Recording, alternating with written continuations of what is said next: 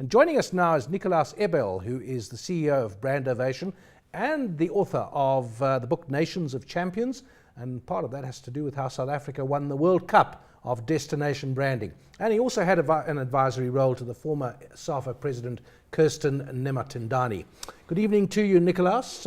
First of all, we've been teasing Mark Ingham earlier about his socks. Now I'm going to tease you about your shirt. Is it or isn't it a Madiba shirt? Because it's got the sort of collar. You could wear a tie with it. It is a Madiba shirt, and I don't think you can wear a tie with it. Right, that's sorted that one out. I remember that the Madiba shirts were issued by SAFA and by the rugby people, and it was a very great fashion at one point to issue branded shirts with the name of the organisation on them. And I'm not sure if you had anything to do with that. No. I have nothing to do with it. But it is a presidential shirt, and you can still get it if you shop around. And obviously, it is in honor of Madiba. Yeah. So I thought it was apt going into the weekend wearing the Madiba shirt. Great. Nikolaus, tell us a little bit more about what you're doing and your soccer connection. Well, basically, I did the research on 26 on how the World Cup really helped Germany to rebrand the nation. I then got involved in 2010 on the media side. I wrote the 2010 column for the Business Day. I was a resident analyst for CNBC Africa on the Business 2010 show. I helped SA Tourism to put together the brand ambassador program for 2010. And then I also served a little bit in an advisory role to former SAFA president Kirsten Nematendani before and after the World Cup. Well, let's look here, and Sigga can come in as we go now. This scandal that's broken and the $10 million payment which has been raised. When we first saw the indictment from the FBI, it looked like just another amount in along. But it soon became clear that this was a key part of the case. The allegation that we paid money, $10 million, in order to get a vote or several votes for us. What's your response to this? Does this surprise you? Well, clearly. I mean, it's a big shock to everyone. There is definitely a lot of smoke. Chuck Plazer, the American whistleblower, has come forward, and he has actually implicated South Africa in this scandal. And clearly money has flown to where it should not have gone, and that is to the corrupt, by now very clearly corrupt FIFA Vice President Jack Warner, who channeled it into his own account. Yeah. So what I want to ask is, where is the buck going to stop, and who will probably take the ultimate responsibility for this whole thing? Like, what is going to happen? What do you think? What are your? Well, we basically have two exhibits, and Exhibit A is a letter by former then SAFA President Molefi Oliphant on a SAFA letterhead authorizing the transfer of the money from FIFA to CONCACAF. The second Exhibit B, so to speak, is a letter on FIFA letterhead by Danny Jordan. Now that came out today, didn't it? That's right, that came out today, and that also authorized the transfer of the money, and it mentioned Nkosazana Zuma, the former foreign minister, and the former deputy finance minister Jabo Moleketi. So, but isn't the issue here, yes, the money was transferred. The claim is, and the minister, sports minister said, no, we were paying African diaspora legacy or something. Presumably you would need to go back through the SAFA documents to say, so when did you approve this payment to help the people play soccer in those regions? And why would we want to do that when we need to spend money on our own people? I mean, it doesn't sound right, does it? It doesn't sound right at all. I mean, it's 120 million rand that could easily have gone into development of South African football. It could have bought millions of soccer balls. It could have bought hundreds of thousands of soccer kits. So clearly there's a problem. But as Singer said, where is who will take the ultimate responsibility at the end? Who would have to in South Africa? When everything is uncovered in our country? Well, probably since the money was routed through SAFA, it would be SAFA. The buck would have to stop with SAFA, especially since we have that Exhibit A letter from the then SAFA president on a SAFA letterhead. So everything seems to point back to SAFA. Well, it does. A lot of investigation still to do. Nikolaus, from your knowledge, I mean, a lot of the comment that's been, apart from this payment, they're saying, well, FIFA's been rotten for years. I mean, there's been bribery and corruption all along the way. What was your sense of the way FIFA worked and the way the World Cup worked? I mean, you were closely involved. The 2006 one for Germany. Is your sense that it's now just that it's in the open, or is this? Well, what happened? All of us have been caught by the hype. You guys, the media, we, the spectators, everybody in the game has been for many years been caught by the hype. And the indications were there. They've been there for a long time. They've been very clear. In fact, one investigative journalist, Andrew Jennings from the UK, wrote a number of books on FIFA and the corruption, and he supplied the FBI and other authorities with evidence. So, but it was ignored, is what it was ignored. It was ignored. And as you remember, 2010, FIFA tended to bully their way into a country, into cities, bullied all of us, and we just all obliged. It's as if we are waking up from a bad dream, and unfortunately that bad dream is not over yet. Sepp Blatter has just come out to say that he's now striving to become an honorary president for FIFA, which would still keep him in the loop beyond next year. Yeah, that's interesting. And then tell me, how will FIFA come back from this? I mean, they obviously tainted. If I could add to your point there, because he's a brand man, the FIFA brand. Yes, exactly.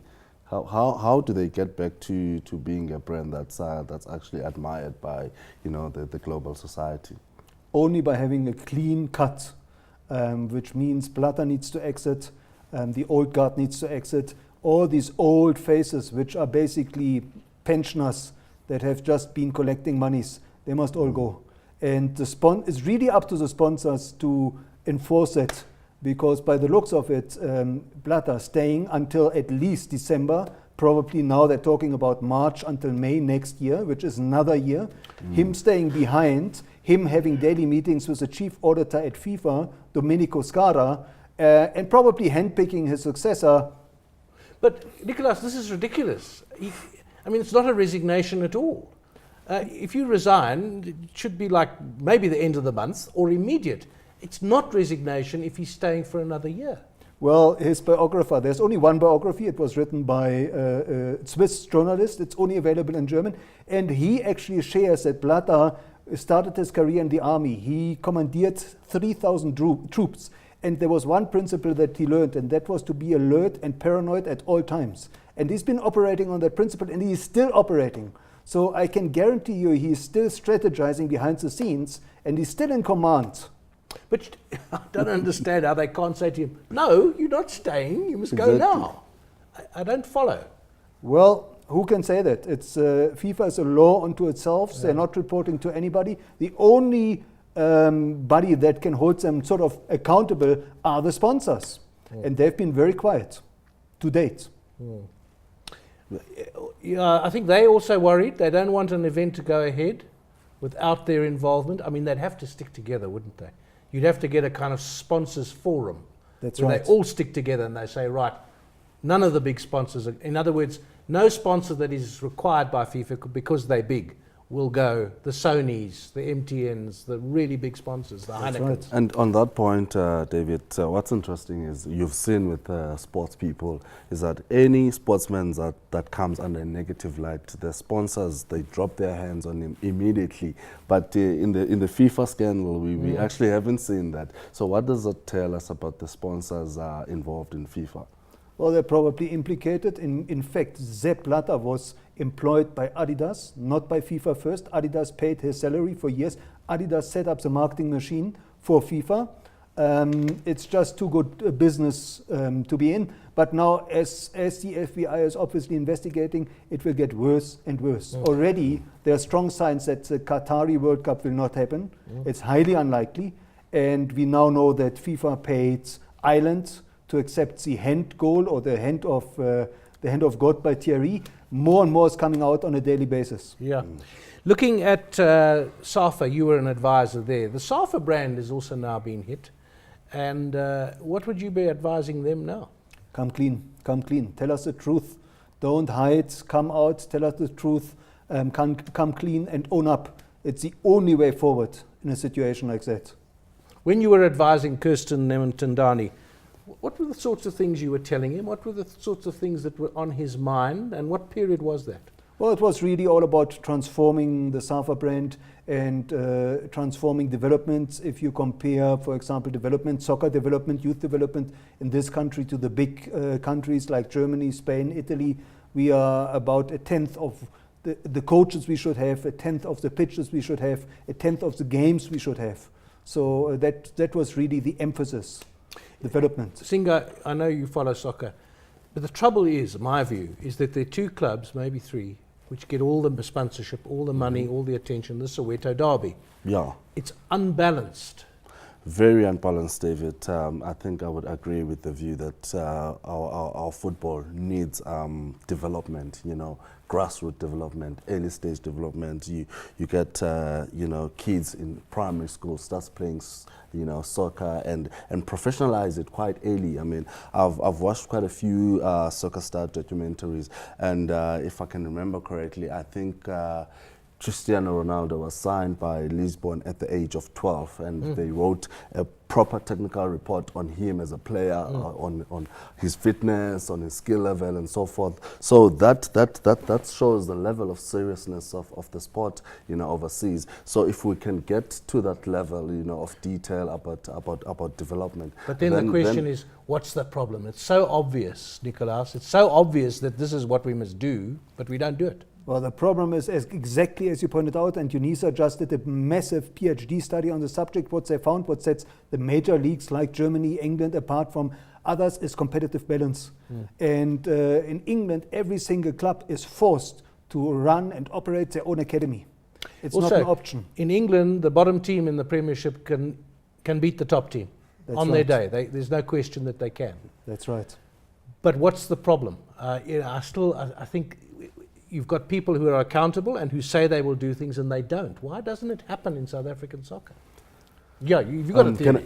Can I also add, if you look at our sports here that dominate, it's probably not soccer actually, it's rugby and cricket. Yeah. And if you look at the model that is applied in those two sports, I'll speak more about rugby because it's the sport I'm passionate about. Yeah. Yeah. So if you look at high school rugby, it's got history, it's got structure, proper structure, tradition. Know exactly, tradition. So, and you'll play Mutual and Federal Cup. After matric, you'll play, in fact, still in matric, you'll play a Craven Week. That's where you get noticed by franchises like Blue Bulls, Lions, Stormers, and so forth, and then you move maybe to the under-21 side, Currie Cup, So there's a structure. There's the pathway is very structured and linear. So if you go through it, you get to the to the professional level, national level, very skilled and capable. Yep. So I think if we could have a structure in soccer that starts from primary school, high school, then we could see better results from a competitive point of view. Nikolaus, also, final word from you for the according to discussion. the UNISA study, there's only 4 football teams in this country that are really financially viable and profitable, and it's in their interest to keep the status quo. And if you look who's running soccer in the country, it's many times personalities from those 4 soccer clubs. What's so that, Chiefs, Pirates? Supersport and Sundowns. So that answers your question. There's just too many vested interests in the status quo. 2 from Johannesburg and 2 from Pretoria. Well, thanks to, there's the Nando's comment, always a cheeky comment. If you can't stand the heat, step down. That was, yeah. There have been some wonderful cartoons. I like the ones when they arrested those FIFA officials. Yeah. And the guys were lying on their backs in front of the police van saying, like the soccer players' fake injuries. I can't get it. Soccer's brand is not good at the moment. Thanks to Nikolaus Eberl, the CEO of BrandOvation.